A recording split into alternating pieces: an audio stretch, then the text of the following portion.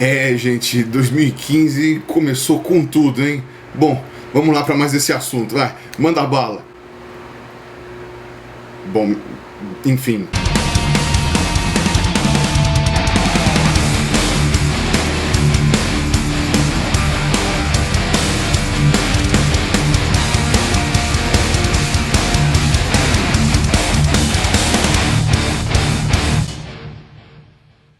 Olá pessoas, este é mais um vídeo meu aqui na internet e esse vídeo não vai ser um vídeo que tenha talvez o que as pessoas estejam esperando de mim, tá? Eu não vou aqui dar uma opinião, eu não vou aqui explicar sobre um histórico de alguma coisa assim, eu vou apenas levantar questionamentos, tá? Porque tá todo mundo comentando agora essa história do brasileiro que foi morto lá na Indonésia. Pelo que eu entendi, ele ficou preso mais de 10 anos lá na Indonésia, por tráfico de drogas. A pena capital dele já tinha sido anunciada há um tempo, mas só agora com esse novo presidente aí que eu descobri que ele é headbanger, que foi ele que acelerou esses processos aí para que ele fosse executado, tá? Então tá todo mundo comentando muito sobre esse assunto. Para variar, né, ficamos agora com milhares de especialistas no assunto de tráfico de drogas, de pena de morte e todas essas coisas. Eu não vou vir aqui dar a minha opinião, até porque eu nunca gravei nenhum vídeo sobre a pena de morte.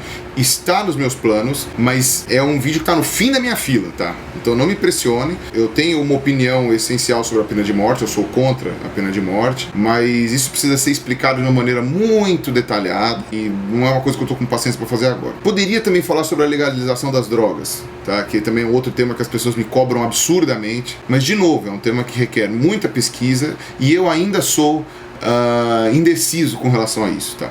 Eu tendo a pender para legalização, eu pendo para esse lado, mas eu ainda não estudei todos os argumentos, eu ainda não estudei todos os detalhes, todas as pesquisas que já foram feitas com estatísticas mostrando os números de países que liberaram ou não. Então eu vou levantar questionamentos, tá? Que eu acho que são os pontos mais relevantes que as pessoas estão simplesmente ignorando aqui. Então vai ser um vídeo mais para questionar do que um vídeo para responder coisas, tá? Bom, para começar, esse cara é indiferente para mim, esse sujeito que morreu aí, ele é indiferente. Pelo que eu vi na internet, tem uma entrevista dele, ele falou que ele sempre foi traficante, viajou o mundo inteiro sempre traficando. Não sinto pena dele, nem raiva, não tenho nada. Eu não tenho nem sentimentos bons e nem sentimentos ruins com esse cara, tá? Eu não conheço ele, não sinto nada. Por ele não vou ser hipócrita de dizer que, ai, coitado dele. Não sei quem é, sabe? Ele parece ser extremamente consciente do que ele fez, então ele sabia no que ele estava se metendo quando ele entrou lá na Indonésia, e ele sabia que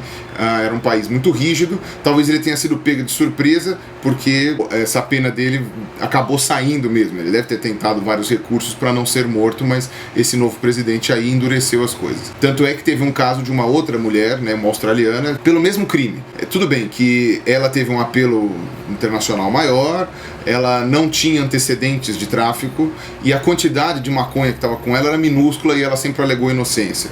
Também teve uma questão de que ela ficou mentalmente avariada na prisão, tá? Aconteceu alguma coisa de errado com ela na prisão, então meio que a Indonésia resolveu rever essa pena e ela foi liberada também, né? Nessa situação eu acho que esse brasileiro tinha vários agravantes, né, que acabaram levando a isso. Mas enfim, esta é uma lei do país, é uma lei da Indonésia. Então, que nem eu tava argumentando com aqueles vídeos lá do Charlie Hebdo, que eu falei assim no meu primeiro vídeo e muita gente me criticou, esse massacre que aconteceu no Charlie tinha sido na França. Se tivesse sido num país de maioria muçulmana, até daria para entender. Quando eu falei isso, o que eu quis dizer foi o seguinte: em países em que vale a lei da Sharia, por exemplo, ou da Sharia, né, por exemplo, a Arábia Saudita, você ser uma pessoa que desrespeita a religião, etc., já é punível por morte. Já é punível por morte, a apostasia é punível por morte. Se você deixar de ser muçulmano, você já vai ser morto. Então, isso daí, nesses países é normal. E são poucos os países muçulmanos que têm a lei da Sharia, mas, enfim, de qualquer jeito, pegando o exemplo da Arábia Saudita. E eu falei que na França, que é um país em que você tem uma liberdade de expressão muito grande, em que você não tem pena de morte mais, que você não tem isso aqui, é uma coisa muito chocante, uma coisa muito assustadora. Mas eu não vou ser aqui o ativista do impossível de sonhar que a gente possa um dia limpar do mundo as nossas linhas imaginárias que a gente criou entre os países e que todo mundo possa se dar as mãos, tá? Eu acho que seria lindo se isso acontecesse. Eu sou contra essas divisões políticas do mundo, tá? Mas eu não vou lutar contra isso, sabe? Desculpa, vai ser ineficiente demais para eu gastar qualquer ATP, qualquer energia com isso. A Indonésia tem as leis dela, e enquanto a gente tem países dividindo o mundo, eles são soberanos no que eles fazem. A gente pode achar que eles estão infringindo os direitos humanos, a gente pode protestar contra esses países, mas enquanto isso, né, a menos que tenha uma invasão ou alguma coisa assim, ou uma pressão externa muito forte, os países são soberanos para decidir o que quiserem, e dentro da lei daquele país, ele não foi assassinado por um bandido, ele não foi assassinado por pessoas, ele foi assassinado pelo governo. Então, tipo, não tem muito o que falar, entendeu? É o cara que foi lá pra Coreia do Norte, são algumas pessoas que são presas lá no Oriente Médio, enfim, fazendo coisas banais que lá são proibidas. Infelizmente é assim que o mundo gira, é assim que a Lusitana roda, e não tem o que fazer. Esse novo presidente aí, o headbanger aí, ele quis intensificar o combate às drogas, matando os traficantes. Ponto. Né? Essa foi a maneira que ele fez. Muito provavelmente isto vai ser eficiente, que muitos traficantes pensem duas vezes antes de ir para a Indonésia, com o risco de serem mortos, tá? Existe esse risco. Então, o tráfico nunca vai ser zerado na Indonésia, nunca. Isso daí é uma utopia que nenhum país vai conseguir,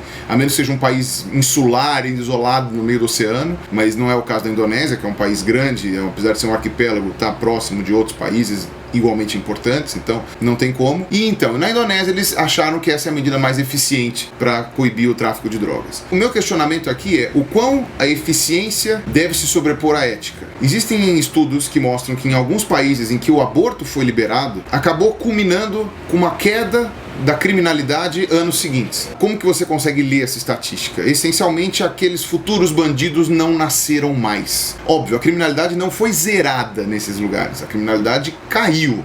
E muito. Então você tem aí uma medida eficiente. Só que muitas pessoas vão questionar o ponto ético disso. O quão é ético você abortar em prol de uma diminuição da criminalidade no futuro. E eu não estou dando a minha opinião com relação a isso, tá? Como eu falei, eu não vou discutir aborto aqui também, só estou questionando como que você tem uma discussão ética legítima, eu acho legítima essa discussão sobre o aborto, com relação a uma medida eficiente. Outros casos que também são muito interessantes com relação a essa discussão. O Saddam Hussein, ele ganhou, na época que ele estava no auge do governo dele, não lembro o ano, um prêmio da Unesco por ter erradicado o analfabetismo no país dele num tempo recorde. Ele fez melhorias do ponto de vista de... assim, ele acabou com o analfabetismo no Iraque e melhorou a infraestrutura do Iraque em um tempo muito curto, sabe, em coisa de 5 anos, isso incluindo as mulheres. Ele alfabetizou todas as mulheres iraquianas. E a Unesco deu um prêmio para o Saddam, porque falou assim, olha, é o primeiro país do Oriente Médio a conseguir esse feito, com toda essa infraestrutura e em tempo tão rápido. Claro que depois que o Saddam invadiu o Kuwait, né, aí a coisa mudou um pouco de figura, e o pessoal foi lá no Iraque para tentar descobrir como que ele tinha erradicado o analfabetismo lá. E, essencialmente, o que ele tinha feito era um plano, obviamente um plano muito bem estruturado, mas era assim, quem descumprisse esse plano era preso.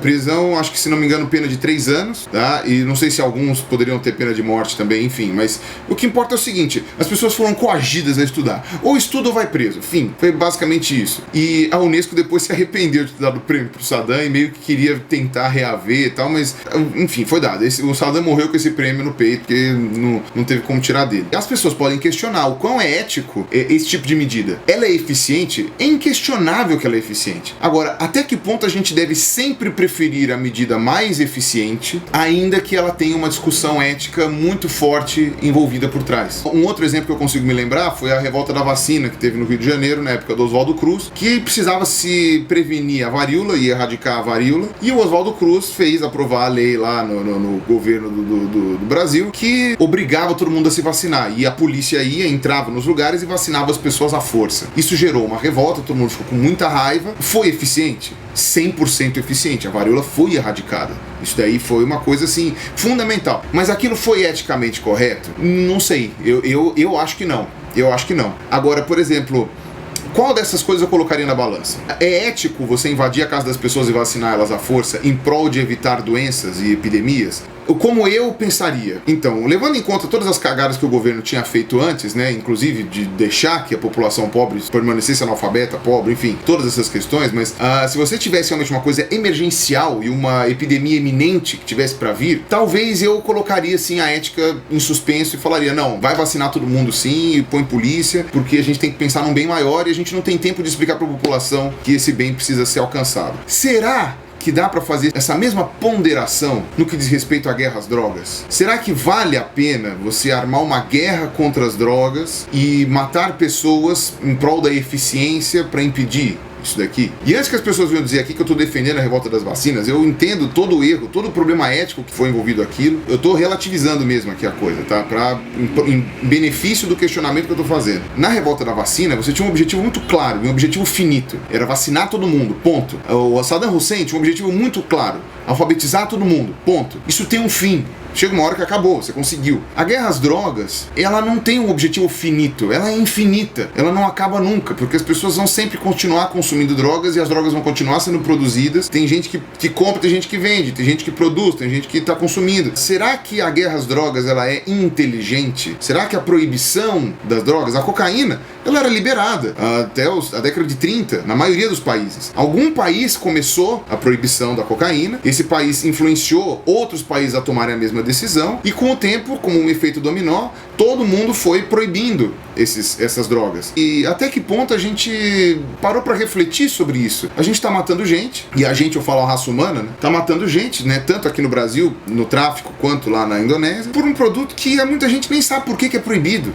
E em alguns países o álcool é proibido, né? Se não me engano, nos países do Oriente Médio, né, de maioria muçulmana, o álcool é proibido, tá? E eu não sei se existe tráfico de álcool nesses países, eu acredito que exista. A Indonésia é um país de maioria muçulmana, então é um país em que não existe a lei da Sharia, mas muita gente respeita essa lei, né, de maneira não oficial, mas eu acredito que não seja um país que proíba álcool, essas coisas assim, né? As pessoas não bebem quem não quiser, mas eles adotaram essa política de combate às drogas, né, de uma maneira muito violenta, né, agora, que eu não sei, eu não vou nem questionar a pena de morte aqui, porque é isso que eu acho assim, eu sou contra a pena de morte, mas eu entendo os argumentos de muitas pessoas que são a favor da pena de morte, no que diz respeito, por exemplo, a criminosos, pessoas que são psicopatas, que, enfim, serial killers ou serial rapers, não sei. Eu continuo sendo contra a pena de morte dessas pessoas, mas eu entendo e estou aberto à discussão de argumentos de pessoas que acham que ela deveria existir. Agora, de todos esses argumentos, eu acho que o tráfico de drogas, ele é supérfluo. Ele é supérfluo porque é uma substância que as pessoas proíbem, não sei o quê.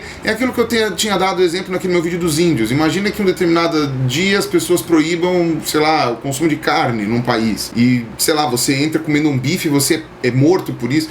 Não sei, eu me questiono com relação à validade dessas leis de proibição, sabe? Eu acho que esse é o ponto que as pessoas deviam discutir. Não se o traficante foi lá e pagou pra ver pra ser morto. Isso daí, mais ou menos, foi isso que ele fez mesmo. Eu não vejo nada de diferente da pessoa comprar um papelote de cocaína ou comprar uma garrafa de uísque e beber ela sozinha ou, sei lá, uma caixa de cigarros, tá? A diferença só é que dois são liberados e o outro é proibido. Como eu disse, não vou aqui me posicionar a favor ou contra a liberação das drogas, porque eu não tenho leitura suficiente sobre isso, mas eu acho que é um ponto certo a ser questionado. Eu acho que esse é o ponto que as pessoas deviam questionar. O quão a humanidade deveria proibir substâncias e matar gente em nome disso. Não sei, me parece meio idiota isso. Me parece meio burro esse tipo de coisa. E o pessoal que ficou elogiando muito o governo da Indonésia, né, dizendo que o governo da Indonésia sim sabe fazer as coisas direito, a gente não pode esquecer que exatamente por ser um país de maioria muçulmana, as atrocidades que eles cometem com as mulheres na Indonésia não são fichinha não. Eu vou deixar aqui embaixo alguns artigos mostrando que lá na Indonésia você tem a lei da virgindade, o teste de virgindade, e a despeito do excelente gosto musical do presidente lá da Indonésia, eu levanto aqui meus questionamentos sobre a eficiência nisso. Será que realmente vai ser eficiente? E a parcialidade da Indonésia também. Essa questão da Indonésia, por exemplo, estar sendo tão severa na punição com relação às drogas e não estar sendo tão severa no que diz respeito ao abuso com mulheres e crianças lá na Indonésia, me faz levantar um questionamento de será que essa política ela é puramente moralista ou ela tem realmente uma preocupação com a saúde da população indonésia? Tá? Eu não sei. Agora, uma coisa eu sei aqui no Brasil, a maioria dos elogios que eu vi as pessoas fazerem a esse presidente da Indonésia foi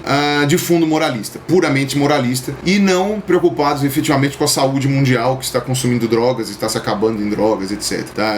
Então, é com esses babacas que a gente tem que tomar cuidado, porque esse negócio de defender moral e bons costumes pra mim é uma das coisas mais babacas que tem. Mas enfim, era isso mais ou menos que eu tinha pra falar pra vocês. Eu espero que vocês não tenham se decepcionado com esse meu vídeo, que ele não esteja muito aquém do que vocês esperavam dele, mas é o que eu me propus a falar pra vocês e, bom, eu agradeço aí a atenção de vocês, muito obrigado aí pela atenção, um abraço pra vocês e falou!